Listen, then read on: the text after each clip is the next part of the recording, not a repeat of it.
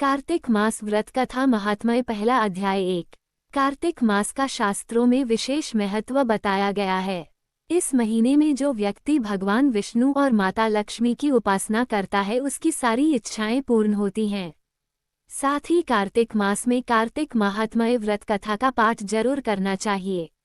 यहाँ पढ़े श्री कार्तिक महात्म्य व्रत कथा का पहला अध्याय। श्री सूत जी बोले, जब देवर्षि नारद श्री कृष्ण चंद्र जी से मंत्रणा करके चले गए तब हर्ष से गदगद होकर सत्यभामा ने अपने पति श्री कृष्ण चंद्र जी से कहा, हे स्वामिन, मैं धन्य हूँ, मेरा सफल जीवन धन्य है, मैं अपने को कृतकृत्य समझती हूँ, मेरे जन्मदाता वे माता पिता भी धन्य हैं, क्योंकि उन्होंने निस्संदेह त्रैलोक्य सुंदरी मुझ सत्यभामा को जन्म दिया है। इस सुंदरता का ही प्रभाव है कि आपकी 16,000 स्त्रियों के रहते हुए भी मैं आपको विशेष प्रिय हूँ।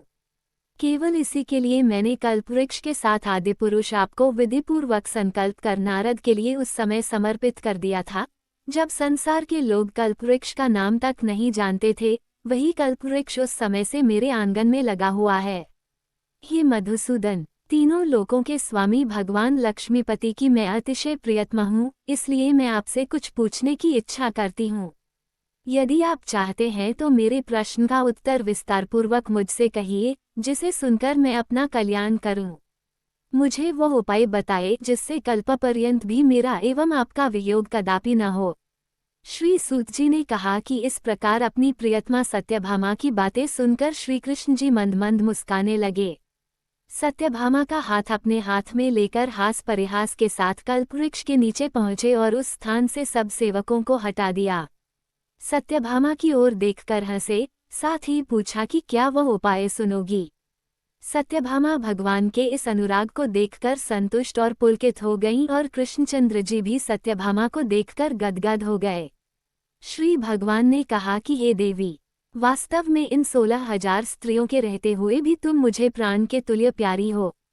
तुम्हारे लिए तुम्हारी कल्पवृक्ष वाली जिद रखने के लिए देवताओं के साथ इंद्र से भी लड़ गया था। हे प्यारी, जो तुम पूछना चाहती हो तो वह बड़ी ही अद्भुत बात है। तुम्हें मैं जो किसी को न देने वाली बहुमूल्य वस्तु को भी दे देता हूँ, न करने वाला काम भी करता हूँ, छिपाने वाली बात भी कह देता हूँ, तो फिर मुझसे पूछने की आवश्यकता ही क्यों थी।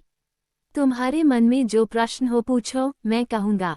सत्यभामा ने कहा, हे नाथ, मैंने पूर्वजन्म में कौन सा दान, व्रत अथवा तपस्या की थी जिसके प्रभाव से मैं संसार में पैदा होकर भी संसार की बाधाओं से मुक्त हूँ और आपकी अर्धांगिनी हूँ। सर्वदा गरुड़ पर सवारी करती हूँ, आपके साथ इंद्रादिक देवताओं के यहाँ आपके जाने पर आपके साथ मैं भी जाती हूँ।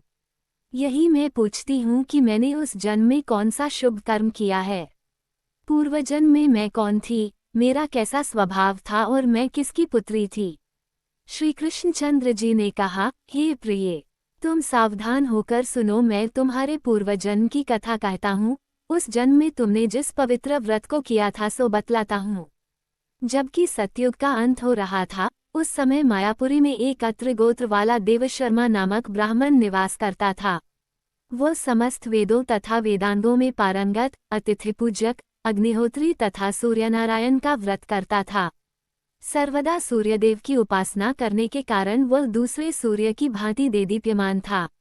उसको वृद्धावस्था में गुणवती नाम की एक कन्या उत्पन्न हुई। देवशर्मा को उस पुत्री के अतिरिक्त कोई संतान नहीं थी।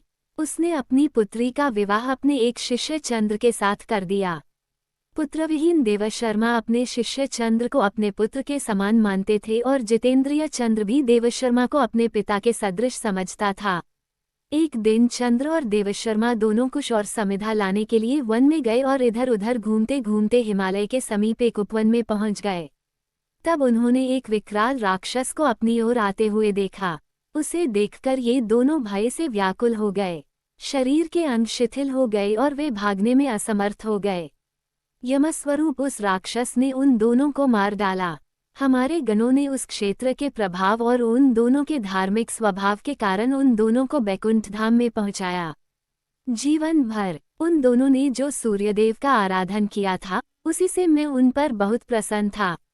हे प्रिय, शैव सूर्योपासक, गणेश के पूजक, वैष्णव और शक्ति के पूजक, जैसे वर्षा का पानी समुद्र में गिरता है, उसी भांति ये सब अंत में मेरे ही समीप आते हैं। अकेला मैं ही नाम और क्रिया के भेद से 5 रूपों में विभक्त हूँ। जैसे किसी का नाम देवदत्त है, वही देवदत्त किसी का बाप है, किसी का पुत्र है, किसी का भाई है और किसी का भतीजा है। लेकिन वास्तव में ये देवदत्त एक ही है। अस्तु, सूर्य के समान तेजस्वी वे दोनों मेरे बैकुंठ में आकर रहने लगे। विमान पर यात्रा करते थे, उनका मेरे समान रूप था, वे मेरे ही समीप रहते थे और उनके शरीर में दिव्य चंदन लगा रहता था।